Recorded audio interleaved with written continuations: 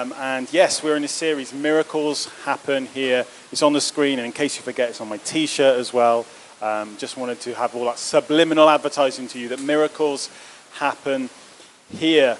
And today, I want to share a word with you that God laid on my heart at the beginning of this week.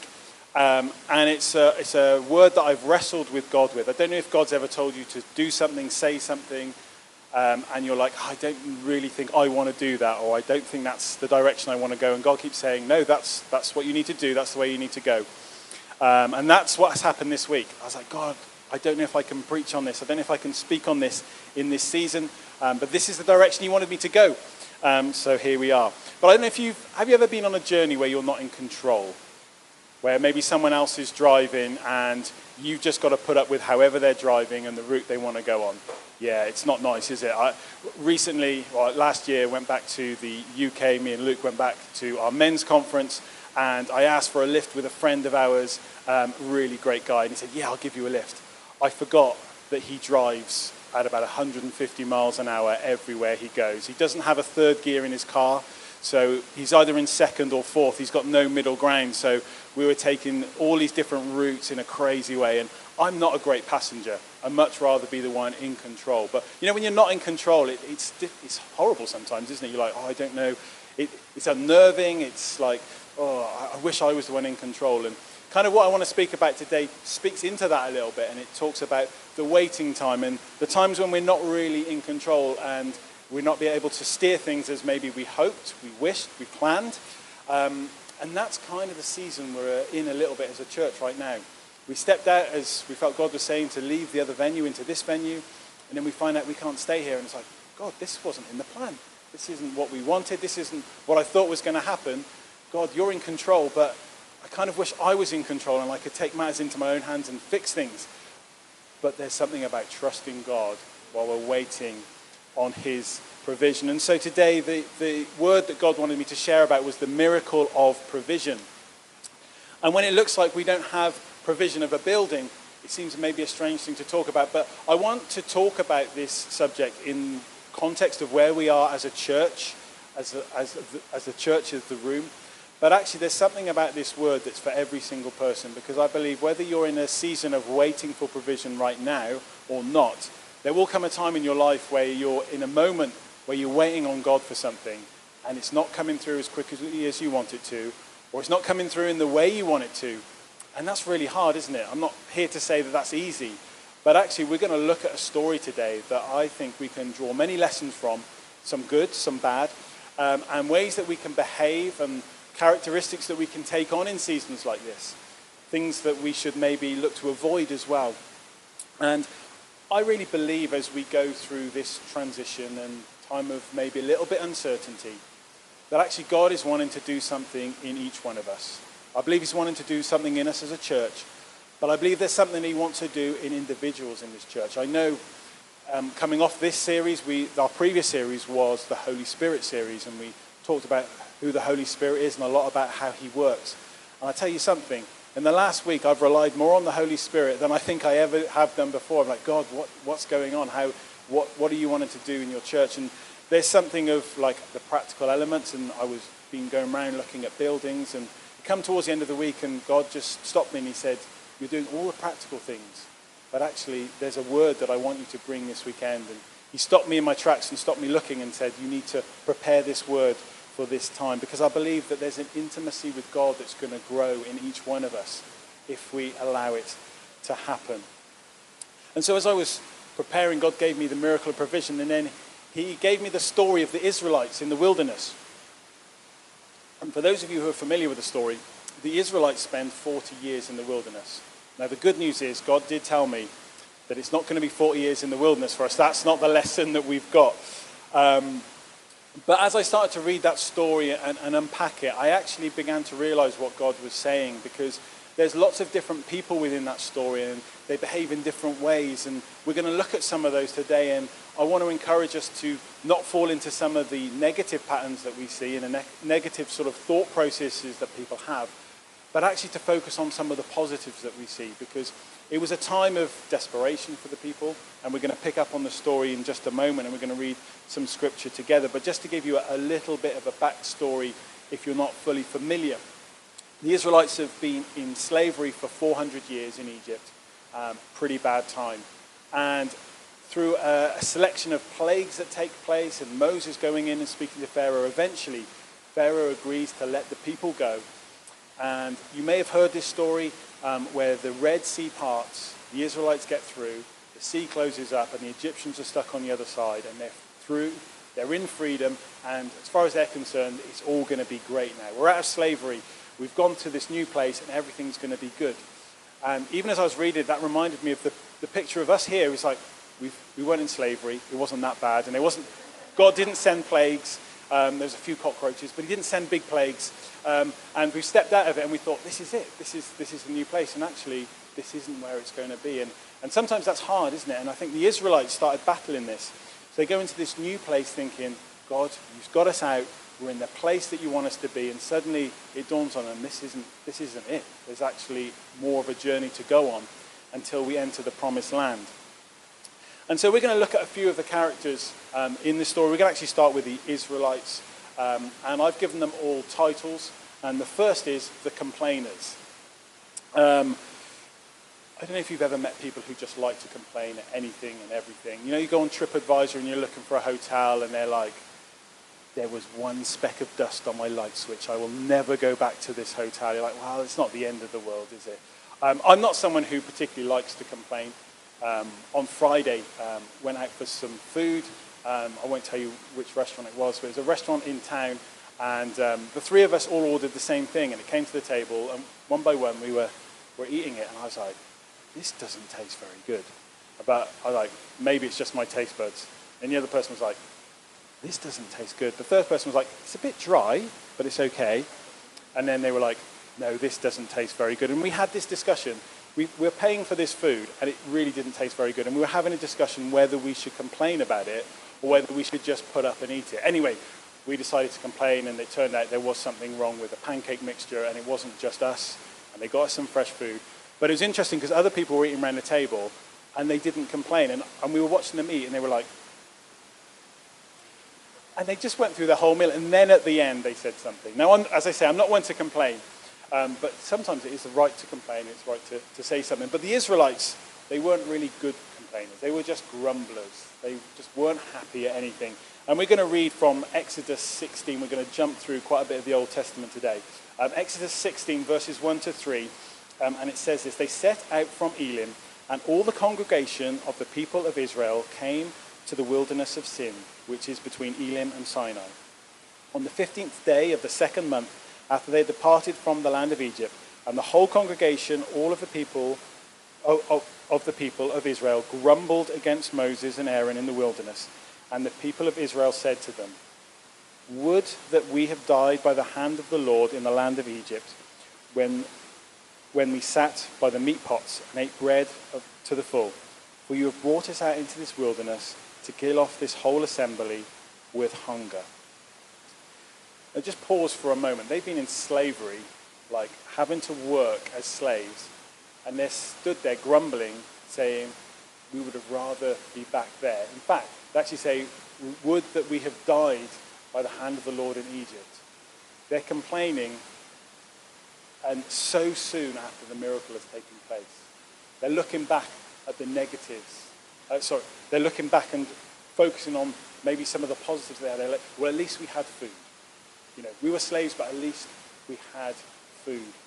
And I think there's something about us that when we're thinking about past seasons, maybe we've stepped into a new season, it's not quite what we thought it was. We look back at the past, and when we look back, we tend to forget the negatives, don't we? We don't look back and necessarily remember all of the bad things, because this hasn't turned out as I hoped it would.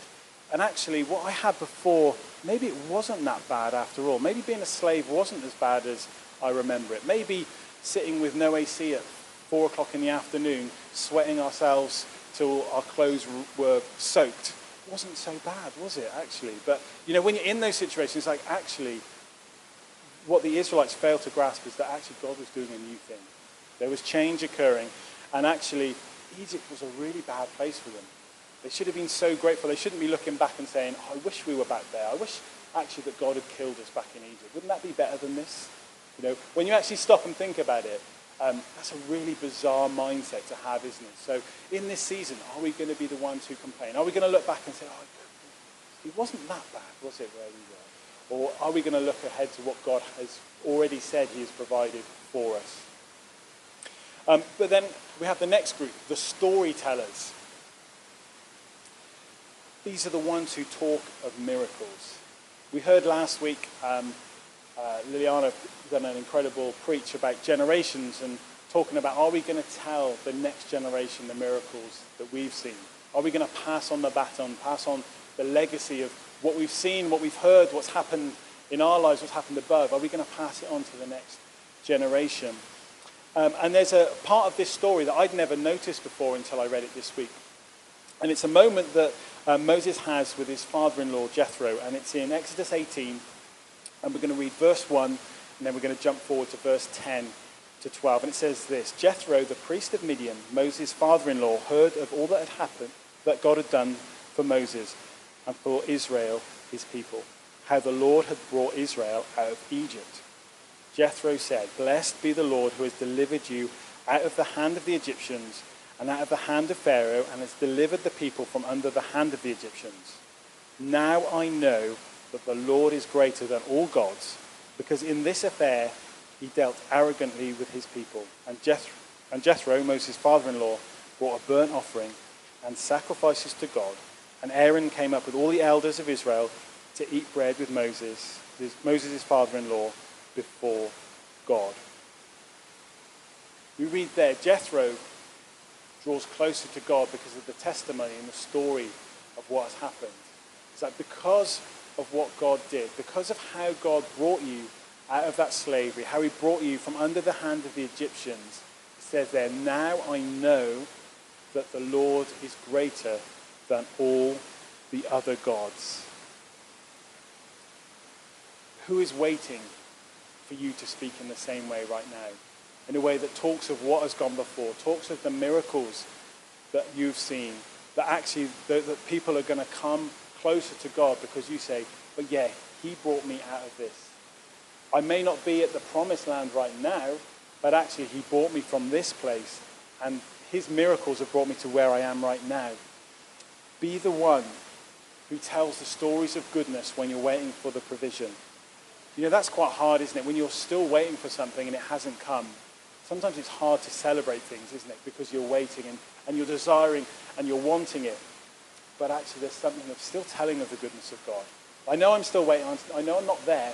But actually God has brought me this far. And that's something that I want to celebrate. And actually because of what happened there with Jethro, he actually becomes a part of our next one, which is the wisdom bringers. See, at this time, Moses had a lot going on. He was trying to work out what was happening. He had people going rogue, doing all kinds of things, and all the problems were coming to him, and he was trying to have to work out what he was going to do. How am I going to deal with this situation? How am I going to deal with this situation? And I'm going to read now after Jethro has had this revelation of who God is. He speaks with Moses in chapter 18, verse 17, and he says this: Moses' father-in-law said to him, what you are doing is not good. You and the people will certainly wear yourselves out, for this thing is too heavy for you. You are not able to do it alone. Now obey my voice. I will give you advice, and God be with you. You shall represent the people before God and bring their cases to God, and you shall warn them about the statutes and the laws, and make them know the way in which they must walk and what they must do. And what happens next is Moses goes up the mountain, he goes before God, and this is where we get the Ten Commandments from. This is the moment where there's lots of talks about how the law should be, our behavior should be. It's where Moses gets instructions on building the tabernacle and where the presence of God is going to be. And there's this moment where Moses goes up and all this happens. If you think about it, even a lot of the laws around the world are still have their basis around what the Ten Commandments are. Do not murder. It's quite a basic one, quite a simple one, but we see that all around the world. And Moses went up and he had this moment with God where really everything changing for the Israelites, but it was on the back of the wisdom that came from Jethro to say, you can't do this on your own. You're going to wear yourself out. It's impossible for you to look after all this. You need to go to God. You need to get some rules in place. You need to get some laws and an order in place. And that's what he goes and does. And so in this season, I want to pose two questions.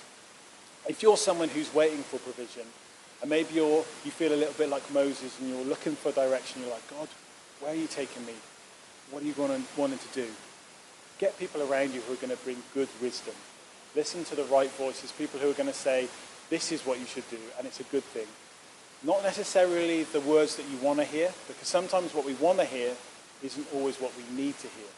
But make sure you get people around you who have good wisdom, who are going to build you up, send you in the right direction. And if maybe you're around someone right now who is in the Moses position and they're looking for direction, ask yourself, are the words I'm bringing these people, this person, is it wise? Is it going to help them? Or is it going to detract from what God is doing? Is it going to draw them closer to God? Or is it going to draw them away from God? There's something so important about being the voice of wisdom. In the waiting, be a voice of wisdom. Spend time with God. Ask him, what do you want me to say in the situation? Do you want me to say anything? Sometimes it's okay not to say anything. But sometimes God's going to land something in your heart to share with someone who's waiting on a provision, and it's going to be really profound. It's going to change what happens in their life. You know, for Moses, it was a real change moment as he goes up and he gets the 10 Commandments. But there is a problem, because when Moses goes up to get the 10 Commandments, it kind of all goes wrong. And so our next group of people are the golden calf builders. And if you're familiar with the story, while Moses goes up the mountain, the Israelites get impatient. We don't really know exactly how long it was, but they're impatient. They think Moses should be back by now, and we're going to do our own thing. Maybe the God that brought us out of Israel, the one that parted the Red Sea, I mean, that's a massive miracle, isn't it? You know, you think back to that, you think, well, the God who's done that, surely he is the one true God. But actually what happens is they get a bit restless in it. And so we're going to read in Exodus 32, verses 1 to 4, this. When the people saw that Moses delayed to come down from the mountain, the people gathered themselves together to Aaron and said to him, "Up, make us gods who shall go before us. As for this Moses, the man who brought us up out of the land of Egypt, we do not know what has become of him." So Aaron said to them, "Take off the rings of gold that are in the ears of your wives, your sons and your daughters, and bring them to me." So all of them took off the rings of gold that were on their ears and brought them to Aaron. And he received the gold from their hand and fashioned it into a graving tool and made a golden calf. And they said, "These are your gods, O Israel, who brought you up out of the land of Egypt." Now, I could probably do a whole preach just on these verses. There's a lot to unpack in there. But it's interesting, isn't it? It starts off really by them just thinking, where's Moses? Why hasn't he come back? They start to get like a little bit restless, a little bit discontent. And the next thing you know, there's a golden calf. And they're suddenly worshipping another god, and you think, what's gone on there? What has happened from the moment that God has parted the Red Sea, he's brought you out of Egypt, and suddenly you've gone, I've forgotten all of that. Moses has been gone a little while. I've had to wait longer than I expected. This provision hasn't come as quickly as I wanted. Actually, I'm going to turn away to something else. I'm going to look at another god to try and fulfill that. And, you know, we often look at some of the Old Testament and think, yeah, but, you know, we don't build golden calves in 2025. No, I'm not going to ask you to take off all your gold and make it into a golden calf. We tend not to do that kind of thing now, but actually, we have so many idols in our life. I could list off a whole list of things. It could be your job. It could be your phone. It could be social media. It could be, you know, the thing that takes up the most of your time. You know, I don't have to tell you what it is that is in your mind most, what it is that you focus on most. Anything that comes above God in your thought process and your desires, that's a golden calf. It's something that you're putting your attention to, your faith in, more than God. And so today, maybe for you, it's just like reassessing, what do I put my focus in? What do I put my attention in most? What am I making a golden calf in my life? And, you know, when you're waiting, it is easy to get distracted by other things. Let's be real. It's easy to find other things that kind of take our attention, and maybe right now, because God hasn't come through as quickly or quite in the way that I hoped he would. Actually, this thing over here is looking a bit more attractive right now. And actually, okay, so maybe church is going to look a little bit different this summer than I thought it was going to look. So maybe I won't go quite as often, or it's only a lunch next week, so I'm not sure if I go to the lunch because that's not quite the same. And before you know it, actually, suddenly you end up in a place where you're distracted and you're disconnected in a way that you weren't before, and suddenly other things are forming an idol in your life. Don't get distracted while you're waiting for God's provision. It's an easy thing to do, but it can lead you down a really dangerous path. But as we go into our next one, I just want to remind us of what happened there in those scriptures that we just read. Is that the people come to Aaron, don't they? They come to Aaron, and Aaron says, actually, this is what we're going to do. So he's the one who kind of instigates it. He says, bring me your gold, and he's the one who creates the calf. But the next group we're going to look at is the excuse makers. And this is Aaron himself. I don't know if you've ever tried to pass the blame for something to someone else. Kids are hilarious for this because they can't really hide it in their face, can they? They kind of say, oh, it was him. And they got that look, and you're like, I know it was you. I have like a tell on my face. But Liliana always knows if I'm trying to joke with her, I can't get anything past her. If I try to create a surprise for her, I have to not talk about that subject in any way at all. Because she looks at me and she goes, there's something up. You're doing something. So I've got a face that I can't get away with it.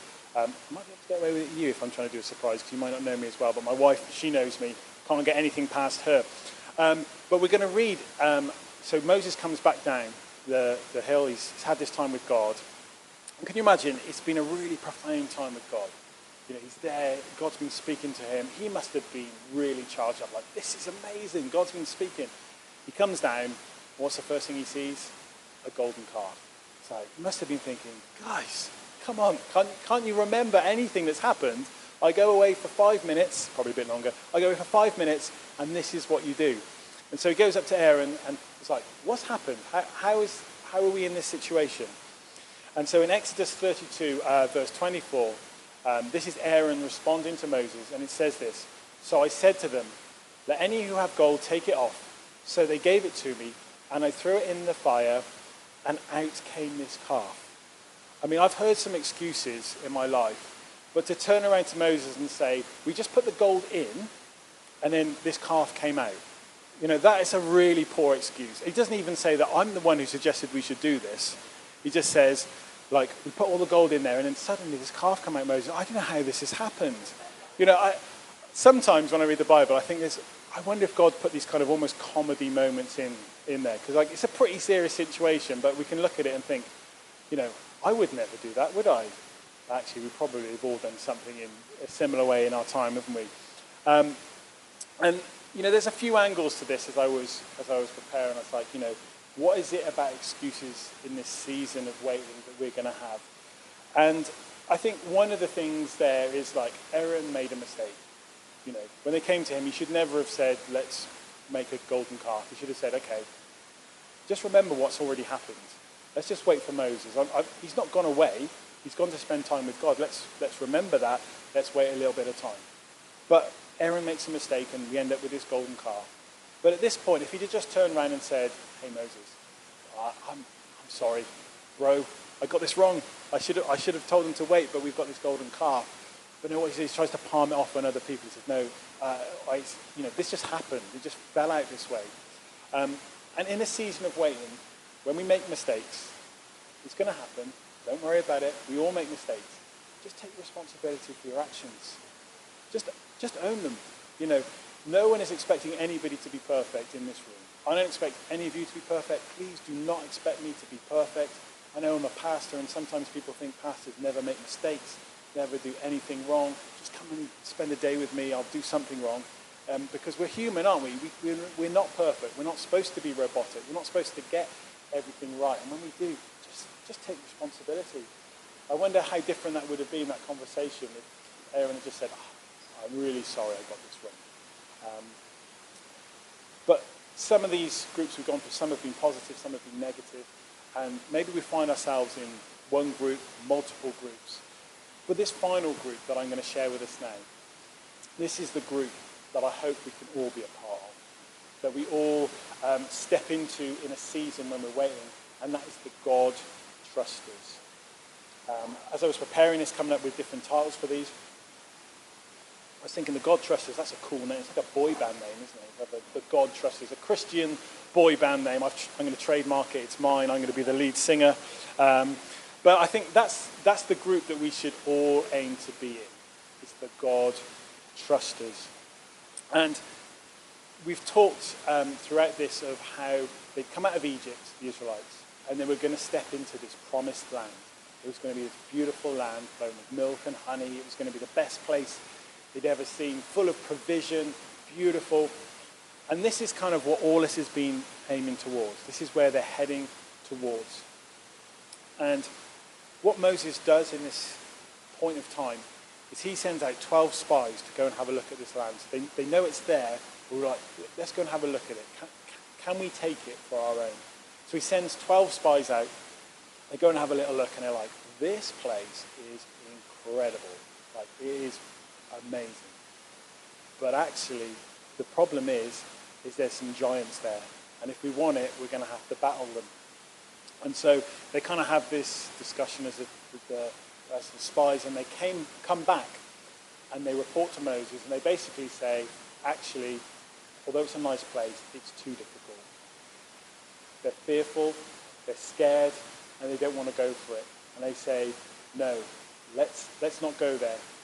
We're going to be wiped out if we try and get into this promised land. But remember, this is the land that God has already promised to them. But there's fear because of what they see. Because it's not all completely 100% easy, because they don't just walk into it completely with no obstacles, the fear sets in and say, we can't take it for ourselves. But of the 12, there are 2 that thought differently. And they are the God Trusters in this sequence. And we're going to read from Numbers. We're jumping into the next Bible book in Numbers 13. And this is verse 30. And it says, but Caleb quieted the people before Moses and said, let us go up at once and occupy it, for we are able to overcome it. This is someone who knew God's promises and was like, okay, it's not going to be that we just walk in, but we are well able to overcome it. He had the faith to say, let's go and take this land that belongs to us. And the other one we read in Numbers 14, the next chapter, and it's Joshua. It says, and Joshua, the son of Nun, and Caleb, the son of Jephunneh, who were among those who had spied out the land, tore their clothes and said to all the congregation of the people of Israel, the land which we passed through to spy out is an exceedingly good land. If the Lord delights in us, he will bring us into this land, and he will give it to us, a land that flows with milk and honey. They saw the same land. All 12 of them saw the same thing. But Joshua and Caleb saw something different. They had faith. They looked at it with faith and not fear. And ultimately, Moses decides that it's not the time to go. He trusts the word of the 10 and not the 2. And they stay, and then they have this 40 years in the wilderness. And they're just going around it. A journey that should have been 40 days was 40 years. But Joshua and Caleb, the ones who had the faith, what happens later on? We step into the next book of the Bible, Joshua 1, verses 1 to 3. It says this, after the death of Moses, the servant of the Lord said to Joshua, the son of Nun, Moses' assistant, Moses, my servant, is dead. Now, therefore, arise, go over this Jordan, you and all this people, into the land that I am giving to them, to the people of Israel. Every place that the sole of your foot will tread, I have given to you, just as I had promised to Moses. As a church, as we enter into this season of waiting for provision, don't lack faith in what God is going to do. If you're in a season where you're waiting for personal provision and it hasn't come through yet, don't lack faith for what God is going to do. Trust him. Do not be fearful, because what's interesting, we talked about those 12 spies, and obviously they spent this time going around the wilderness. Do you know how many of those spies actually got to walk in the promised land? Just the two. Joshua and Caleb were the only two with a faith, and the only two to actually see and walk into the promised land. The two that said, we can do it, let's go for it. They were the ones who got to see the miracle in the end. The 10 who were like, it's a bit scary, we probably won't be able to overcome them. They never actually got to live in this beautiful land that had been promised to them. There was this period, as I say, 40 years. And within that 40 years, there was a period of preparation that the Israelites had to go through. There was something of getting the old out of them, the old mindset of Egypt and slavery, and getting them into this new mindset. And when you're in a season where you've stepped out of one thing and you're waiting for the provision of the other, allow God to work in your life. Don't treat it as an off season of like, I'm just going to wait around, I'm just going to sit around and do nothing. Actually, ask God, what are you wanting to do with me in this season? What is it that you wanting to speak to me? What is it you wanting to do in my life? What is it that you wanting to change in me? Maybe it's some characteristics within you. Maybe it's just to learn to trust him in a new way. And so I want to ask you the question, write this down if you haven't written anything else down, is, do I fully trust God?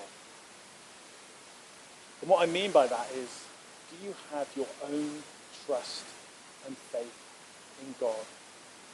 Do you look at a situation and be like, I can trust God because I know who he is? You know, if we're talking about the building, do you trust that God's going to bring the building through because I've said it? And I say, I trust God. And you're like, well, if the pastor says he trusts God, I trust God. That's not a good enough faith to have. You need to have faith for yourself. Don't piggyback off my faith. I need it for myself. But maybe you have grown up in a way that you kind of like piggybacked off other people. Or maybe it's your parents. You know, I was brought up in a Christian home and I was taught good Christian values. And I, for years, I kind of almost piggybacked off their faith. There came a point where it's like, no, I need the faith for myself. I need to trust God because I know who he is, not because my parents know who he is. And they've told me great stories of what's happened and of God's provision, and that's great, and I needed to hear those. But there needs to come a point where it changed, and it's like, no, it's me who trusts God. It's me who has the faith in what he's going to do. But it is easy, like those 10 spies, to fall in the trap of fear. And do you know what fear will do? It will rob you of seeing the provision that God has for you. Don't let your fear rob you of seeing the provision that God has for you. When you are in a season of waiting, use it to draw closer to God rather than retreat away. Ask God, what are you wanting to do? What are you wanting from me in this season? What are you wanting to do in me in this season? Don't shrink back and go, well, God hasn't come through yet. And so actually this thing over here is becoming to be more and more attractive. And you know, before you know it, as we saw earlier, you know, with the golden calf, before you know it, you're in a position where you've actually walked away from God. And often the people I know who've walked away from God, it's not normally just a quick decision. It normally happens over time. Maybe losing hope, maybe losing a little bit of faith, and before you know it, actually, I suddenly feel like I'm a really long way away from God, and I don't even know how to get back to him. When you're in a season of waiting, don't allow that to happen. Press into him. Get the right people around you. So I'm going to recap those characters that we spoke about earlier, and I've made it really simple. Some of them were positive and some of them were negative, and I think you probably got it anyway. Let's not be complainers. The big red cross there. Don't be a complainer in this season. Be a storyteller. Tell her the miracles that you've seen. Tell her the goodness of God. Tell her the times that he's come through. Speak in faith about what he is going to do. Be a wisdom bringer. Be someone who says the right thing at the right time and doesn't say things when they don't need to say things. Don't be a golden calf builder. Don't start putting things in your life that come above God because he hasn't come through as quickly as you hoped, or he hasn't come through in the way you hoped. I look back over my life and God's come through in incredible ways. And sometimes I've prayed and he's answered my prayer. And in the first instant, it doesn't look like he's answered my prayer. And I've been frustrated. I'm like, God, this isn't what I prayed for. I asked for this, and you've given me this. But actually, fast forward a few years, maybe even 6 months, and you look back and you're like, oh, actually, that was the answer to the prayer, but I didn't understand it because I didn't have the full picture. And the good thing about God is he doesn't just see what's around in the immediacy. He sees the bigger picture. And so what might feel like this isn't an answer to prayer, continue to trust him, and you'll see how it's an answer in time to come. Don't be an excuse maker. Let's just, when we get things wrong, let's just own up to it and say, God, I got that wrong. Actually, I did get a little bit distracted with the golden calf, but I'm back. I want you to be front and center of my life. But above all of these, above all else, let's be God trusters. I feel that this message that God laid on my heart, as I say, for us as a church in this season, but actually I think it's so much more than that. I think it's for us all as individuals. Maybe you are waiting on some provision right now, or maybe you're not. Take a note of these, because I can assure you, if you're not waiting on provision now, there will come a time when you are.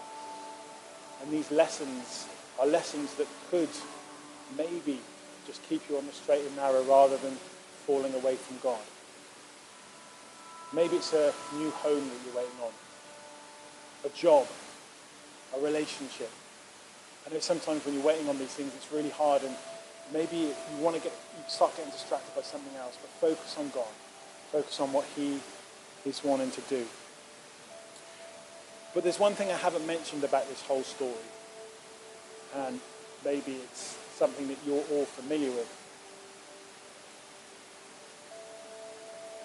At this time that the Israelites are in the desert, which is 40 years they're there, and they're waiting on this provision of the thing to come.